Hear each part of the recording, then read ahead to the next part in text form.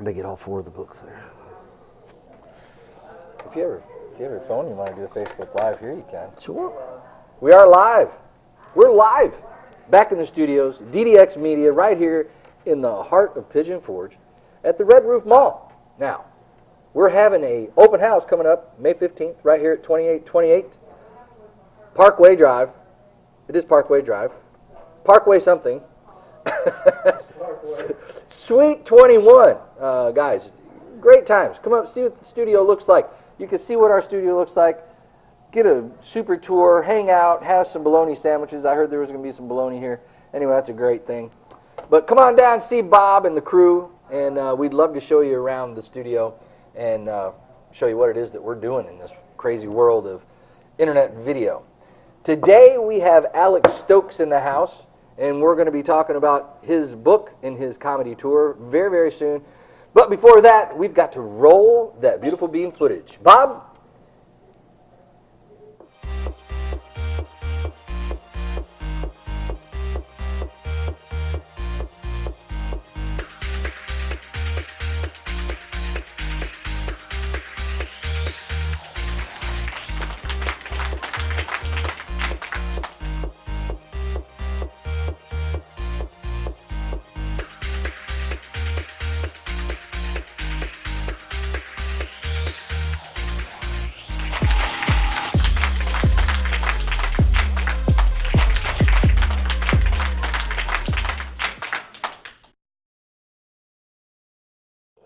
Blast off. I had a countdown. I had to do it. That was good. Blast off countdown.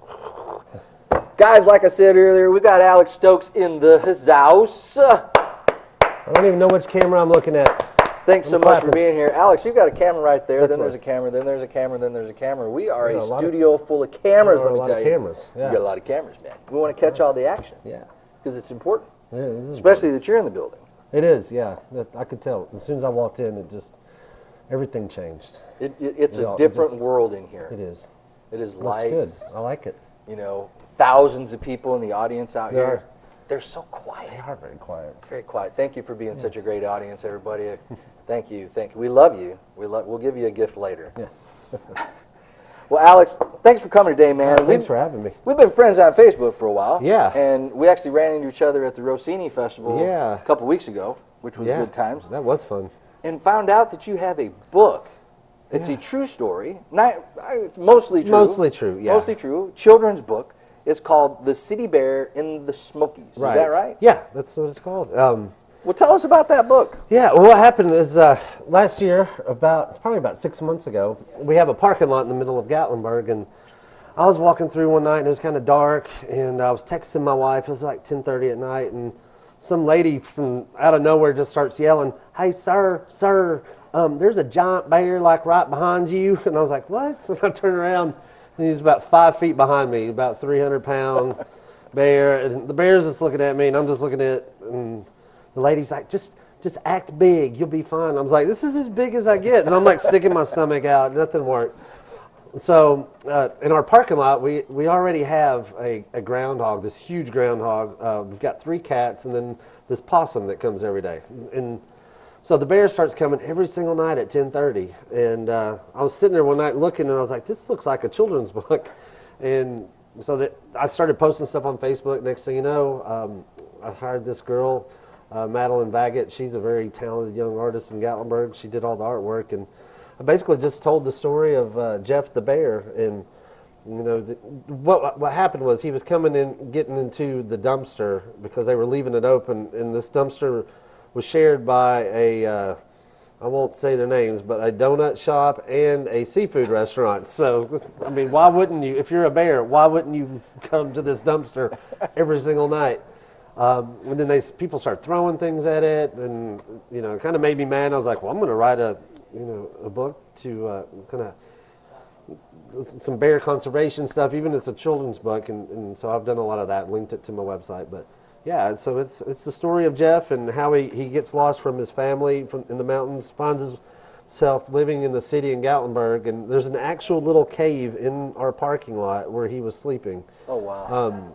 And so that's in the book, and yeah, it's a neat little story. How fun! Look at this! Look at this book. Did you see this book? Guys, it kind of looks like I'm part of the bear. Yeah, it does. Check out this book. Go to Alex's website.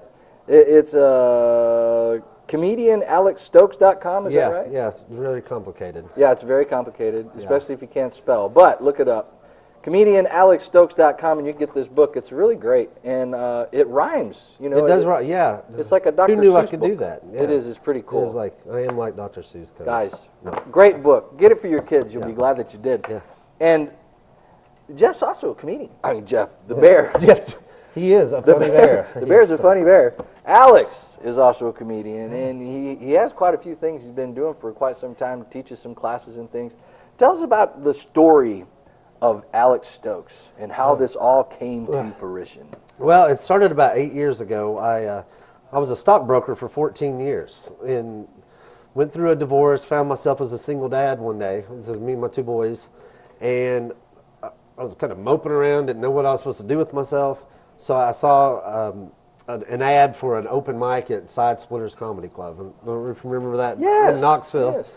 And so I was like, I'd never even been to a comedy club. I was 36 years old, never been once in my life. I watched it a lot on TV, but I'd never crossed my mind.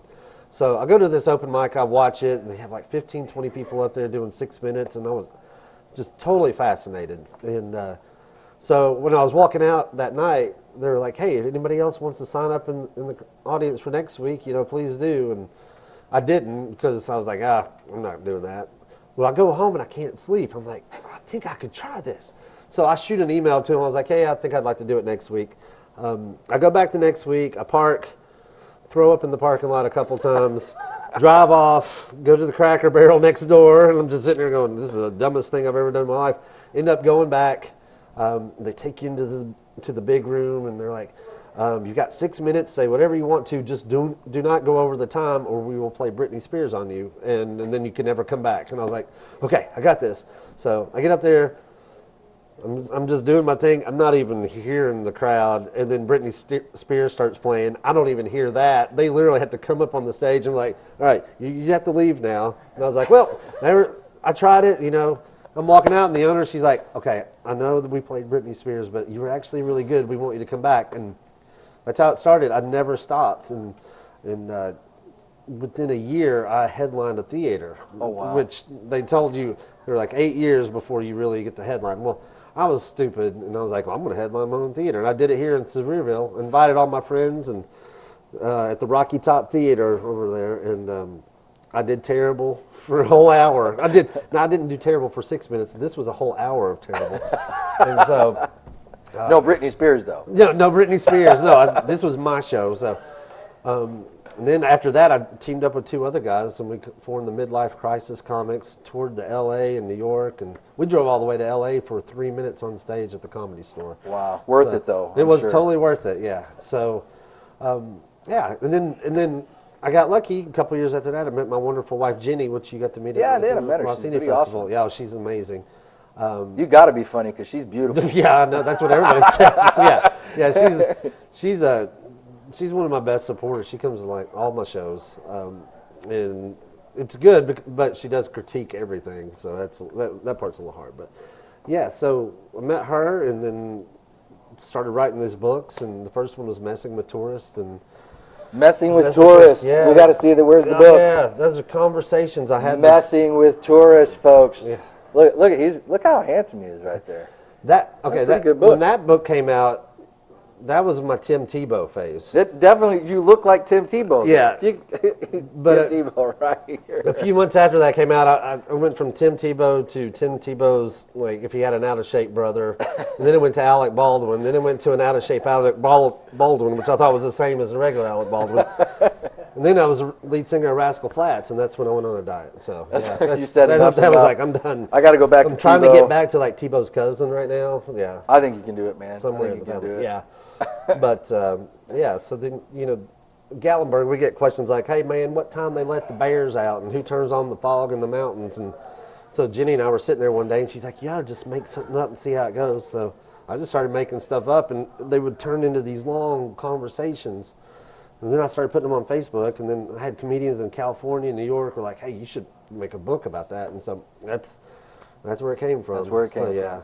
So. Listen, nothing happens unless you step out in faith, guys. You got to be Exactly. willing to go for it. And it doesn't matter if your friends tell you you're crazy, whether you are or not. Guess what? Nothing happens unless you put that foot forward. So always keep walking. Exactly. You know, go forward. They always say, fail forward. Right. Don't be afraid to screw something up. Just go for it. I'm failing forward on a daily basis. Yeah, man. it's awesome. That's what makes people successful. You know.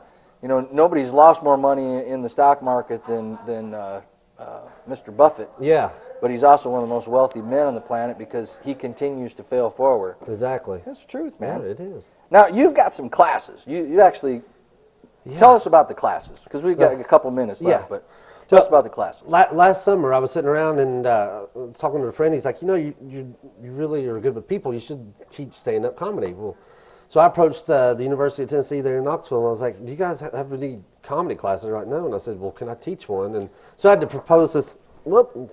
Going to unhook us all.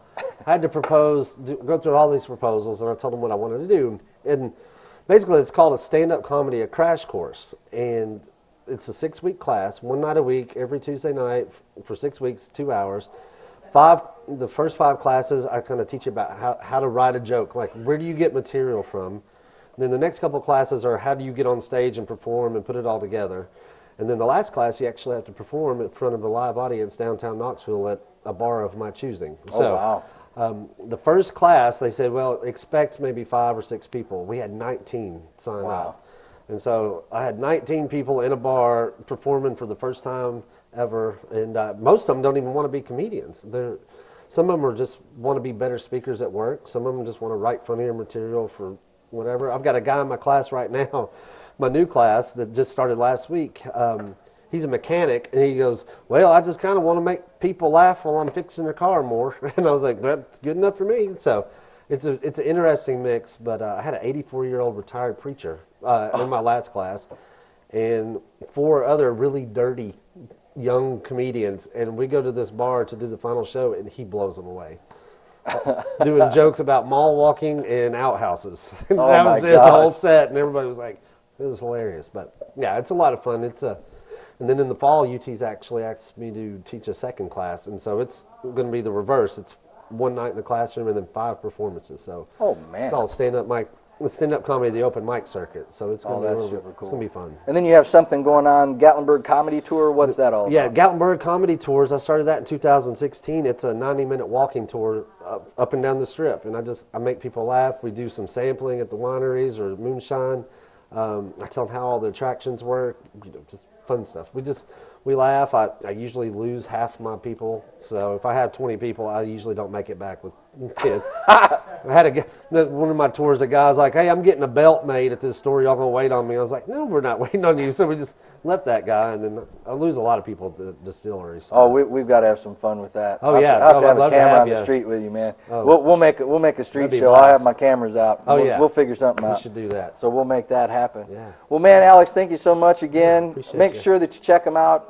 ComedianAlexStokes.com. That's right, ComedianAlexStokes.com. Go to his website, check him out. Help support a local Smoky Mountain boy. Yeah. And help get his book out. You know, tell the world about Jeff the Bear. Jeff the Bear. He does exist, and he is real. He is real. Guys, thanks again for tuning in. Remember to smile at people, open a door, make people laugh. You're doing a great job at that. Well, I appreciate it. Don't be afraid to make people feel good about themselves, man. With that, peace out. Later. See you guys.